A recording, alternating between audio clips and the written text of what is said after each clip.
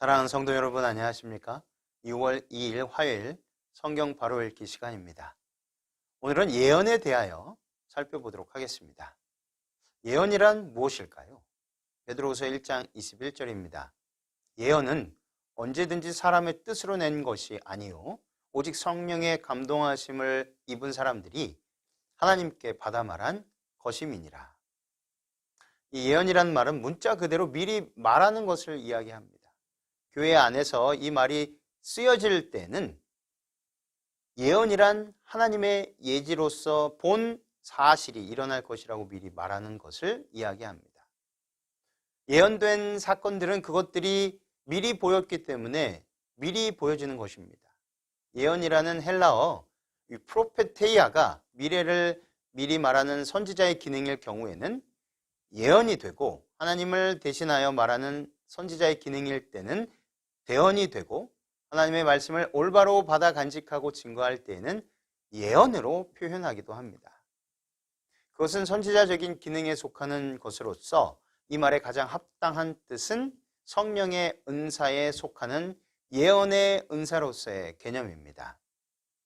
몇 가지 성경절을 보도록 하겠습니다. 로마서 12장 6절입니다.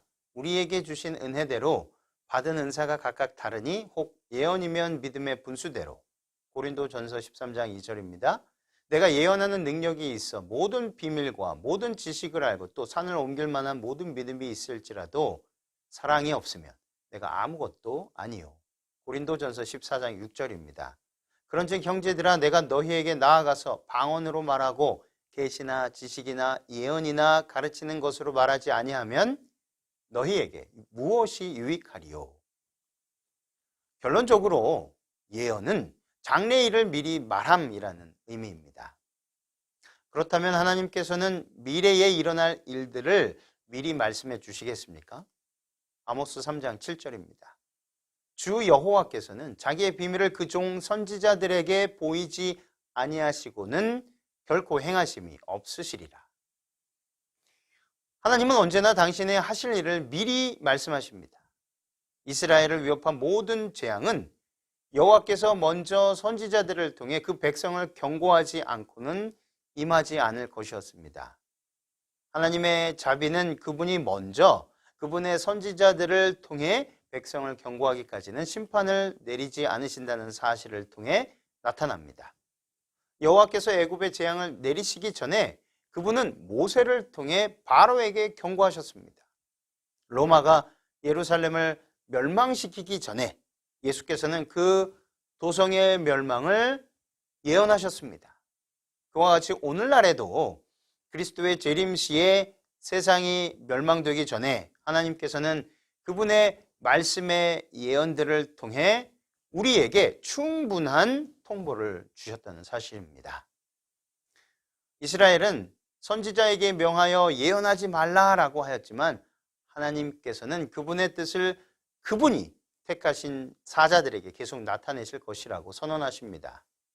그러므로 우리가 예언을 잘 살필 때 하나님께서 앞으로 하실 일이 무엇인지 깨닫게 될 것입니다. 그렇다면 하나님께서는 선지자들에게 어떤 방법으로 당신의 뜻을 전달하실까요? 민수기 12장 6절입니다. 이르시되 내 말을 들으라. 너희 중에 선지자가 있으면 나 여호와가 이상으로 나를 그에게 알리기도 하고 꿈으로 그와 말하기도 하거니와. 하나님께서 당신의 뜻과 계획을 말씀하실 때는 언제나 선지자들을 통하여 말씀하십니다. 하나님은 자신의 뜻을 이상과 꿈을 통하여 그분의 종 선지자들에게 나타내셨으며 또한 계속해서 그렇게 하시겠다고 약속하십니다. 요엘 2장 28절에 기초하여서 이 이상은 일반적으로 젊은이에게 주어지며 꿈은 노인들에게 주어진다고 제시되어 왔습니다. 이 이상은 육체적 힘이 소진되는 고된 체험입니다.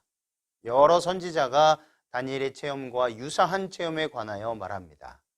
영감받은 꿈은 그것을 받은 사람의 육체적인 힘에 거의 의존하지 않습니다. 예언을 연구하는 것이 왜 중요할까요? 베드로후서 1장 19절입니다. 또 우리에게 더 확실한 예언이 있어 어두운 데 비추는 등불과 같으니 날이 새어 샛별이 너희 마음에 떠오르기까지 너희가 이것을 주의하는 것이 가하니라. 예언은 불확실하고 어두운 미래에 대한 하나님의 답변입니다. 이는 인간의 호기심을 만족시키고자 주어진 것이 아닙니다. 우리는 예언을 연구함으로써 첫 번째, 믿음을 강화하고 두 번째, 거룩한 삶을 촉진하여 재림을 준비하도록 하며 세 번째, 하나님께서 구속의 역사를 관장하신 것을 드러내고 네 번째, 하나님의 백성이 그 미래의 계획들을 알아가면서 마지막을 준비하고 맞이할 수 있도록 하고 또한 다섯 번째, 하나님의 법, 도덕률을 율법을 세우고자 함에 있다는 것을 깨닫게 될 것입니다. 예수님께서도 예언서를 연구하셨을까요? 마태복음 24장 15절입니다. 그러므로 너희가 선지자 다니엘의 말한 바 멸망에 가증한 것이 거룩한 곳에 선 것을 보거든 읽는 자는 깨달을진저. 예수님께서도 예언서를 연구하셨습니다. 예수님의 말씀 중에는 선지자의 예언이 성취된 것들을 언급하는 내용이 많이 들어 있습니다. 그뿐만 아니라 그분께서 이 마지막 때에 관해 말씀하실 때 다니엘의 기록을 연구하라고 하신 말씀을 통해서 예수님께서도 예언서인 이 다니엘서를 연구하셨음을 알 수 있습니다. 마지막 때에는 예언이 필요할까요? 다니엘서 12장 9절로 10절입니다.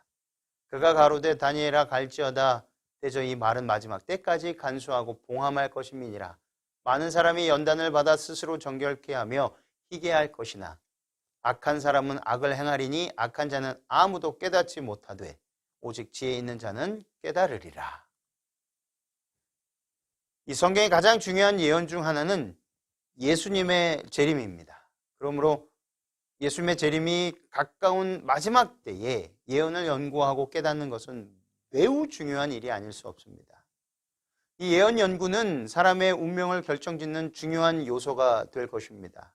하나님의 존귀한 선견자요 종인 다니엘은 자기가 기록한 계시들의 완전한 의미를 다 알도록 허락받지 못했습니다. 그 완전한 의미는 이 예언들의 역사적인 성취를 보는 자들만이 이해하게 될 것이었습니다. 왜냐하면 그때가 되어야만 그것들이 성취된 사실에 근거하여서 세상에 기별이 주어질 수 있을 것이기 때문이었습니다. 예언은 아무나 이해할 수 없는 봉인된 것일까요? 계시록 22장 10절입니다. 또 내게 말하되 이 책의 예언의 말씀을 임봉하지 말라. 때가 가까우니라. 사람들이 예언을 쉽게 이해할 수 없다고 이야기합니다. 특별히 이 마지막 때에 관한 예언인 요한계시록은 완전히 임봉된 책이라고 말합니다. 그러나 요한계시록이라는 이름이 가리키는 것처럼 이 요한계시록은 열린 책, 보여지는 책입니다. 우리가 성령의 도움으로 예언을 연구할 때 이 미래에 대한 분명한 하나님의 계획을 깨닫게 될 것입니다. 요한계시록 22장 10절의 말씀은 다니엘에게 준 명령과 정반대입니다. 요한계시록의 기별은 때가 가깝다는 사실로 보아 임봉하지 말아야 하였습니다. 그러나 다니엘의 시대에는 그렇지 않았습니다.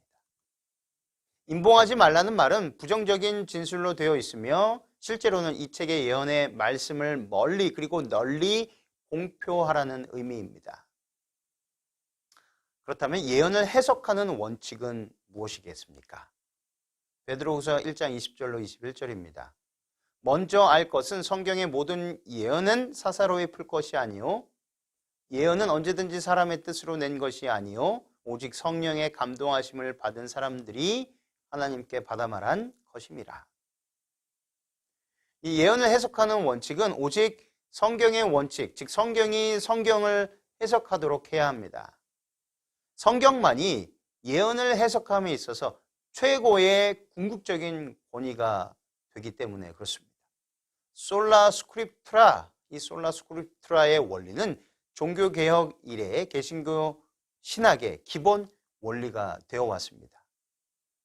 인간은 오류에 빠지기 쉬우나 하나님의 말씀에는 오류가 없습니다. 성경은 그 자체가 해설자입니다. 성구는 성구끼리 비교되어야 합니다. 예언을 해석하는 사람은 성경 구절을 그 전체적인 입장에서 아주 면밀히 관찰하는 동시에 부분적인 관계를 알아내도록 배워야 합니다. 예언을 해석할 때 구약은 신약의 이 빛을 비춰주고 신약도 구약의 빛을 줍니다. 이 둘은 각기 그리스도 안에서 하나님의 영광을 드러냅니다. 둘이 다 간절히 예언을 해석하려는 자에게 항상 새롭고 깊은 뜻을 계시합니다. 신약은 구약의 유일한 발전과 전개입니다. 예언을 연구하는 사람들에게는 어떤 약속이 주어졌을까요? 계시록 1장 3절입니다. 이 예언의 말씀을 읽는 자와 듣는 자들과 그 가운데 기록한 것을 지키는 자들이 복이 있나니 때가 가까움이라.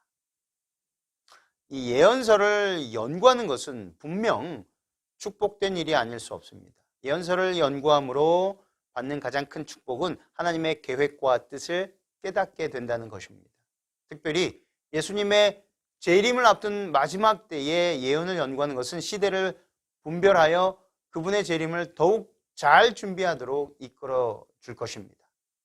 그러므로 예언을 읽고 듣고 그 가운데 기록한 것을 지키는 자는 복이 있을 것입니다. 예언은 이해될 수 있습니다. 그리스도인은 이 예언들을 이해할 수 있을 뿐만 아니라 그 예언들을 읽고 듣고 지키라는 명령을 받았습니다. 그러므로 우리는 이 예언에서 해답을 얻기 위해서 성경을 날마다 그리고 깊이 있게 상고해야만 하는 것입니다. 펼쳐진 말씀인 예언을 부지런히 연구함으로 미래에 대한 하나님의 뜻을 분명히 깨닫고 믿음으로 실천하게 되시기를 간절히 바랍니다. 요한계시록에는 하나님의 깊은 일들이 생생하게 묘사되어 있습니다. 주께서 친히 이 당신의 종에게 이 책에 포함된 비밀들을 나타내셨고 그것들이 모든 사람에게 연구되도록 공개되기를 주께서는 계획하셨습니다. 요한계시록의 진리는 요한의 시대에 살던 사람들과 같이 이 세상 역사의 마지막 시대에 사는 사람들에게 주어졌습니다. 요한에게 이 비밀들을 나타내신 분께서는 부지런히 진리를 연구하는 이들에게 하늘의 사물들을 미리 맛보게 하실 것입니다. 그들의 마음이 진리를 받아들이기 위하여 열려있는 사람들은 그 가르침을 이해할 수 있을 것이며 이 예언의 말씀을 읽는 자와 듣는 자들과 그 가운데 기록한 것을 지키는 자들에게 약속한 축복을 받을 것입니다. 계시록 22장 7절입니다. 보라 내가 속히 오리니 이 책의 예언의 말씀을 지키는 자가 복이 있으리라 하더라. 하나님의 말씀은 생명입니다. 우리의 육신 안에 유통기한이 있는 썩어져가는 생명이 아니라 영원함을 간직한 거룩한 생명입니다. 우리의 품성은 개량하거나 보수하거나 리모델링한다고 변화되지 않습니다. 우리의 품성은 거룩한 생명의 말씀이 우리 마음에 들어와서 우리의 모든 것을 지배할 때 바뀌게 되는 것입니다. 그러나 이러한 일은 우리의 자유의 의지가 하나님 편에 종속되어 있어야만 가능한 일입니다. 하나님께서는 사탄으로부터 오는 모든 시험과 유혹을 넉넉히 이길 수 있는 능력을 우리에게 주셨습니다. 그 능력은 바로 우리 구주 예수 그리스도이십니다. 그분만이 우리의 힘이요 능력이며 영원한 생명 되심을 결코 잊지 않게 되시기를 바랍니다. 천연계의 교훈과 성경의 가르침 그리고 천사들을 보내주심으로 매 순간마다 우리의 영원한 생명 되시는 예수님을 믿고 의지할 수 있도록 부족함 없이 인도하시는 주님의 은혜와 놀라운 사랑에 깊이 감사하게 되시기를 간절히 바라며 오늘 말씀을 마치겠습니다.